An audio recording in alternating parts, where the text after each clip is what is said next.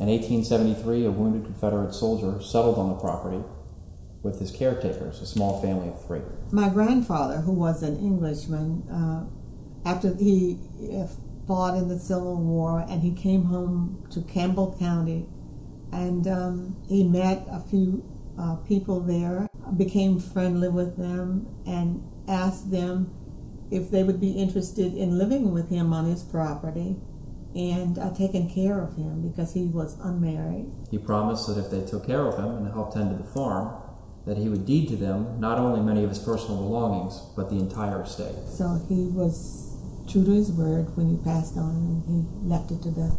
Your first impression as you drive through the main gate is how grand the charter house is, and as you take in the views from the back of the house, you start to realize just how vast the property is. It really seems to go on forever. I hired an architect from New York to design the charter house because over the years it had deteriorated, and I wanted to keep the spirit of what my father had created there.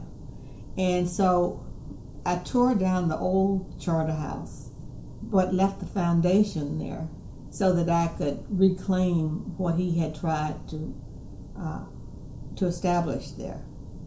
As you drive through the property, you really get a sense of what the owner had in mind in her expansion of the estate in the early 90s. She really turned it into a unique commercial and resort-like property with many guest houses, a jazz cafe, and almost a bed and breakfast-like atmosphere. Most of my guests came from the Northeast and with the locals combined. The businesses used the resort a lot for entertaining their clients. Especially for weekends, it was very well attended. We had an excellent chef, and then we would have musicians from surrounding areas and from afar as well. From an equestrian eye, you have over 1,000 acres to explore on horseback. The property offers an outdoor arena for flat work, dressage, jumping. You could also take some of the flat areas, develop them into polo fields. There's opportunities for cross-country courses, perhaps fox hunting. If you're not one to explore on horseback, there are so many other things that you can do here.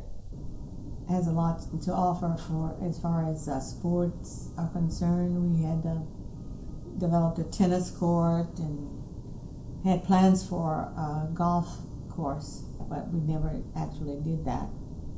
So there's everything to do and see in Virginia as much as anywhere. You can't help but let your imagination run wild when it comes to the endless opportunities this estate has to offer. It's peaceful, it's beautiful, and it's Virginia at its best.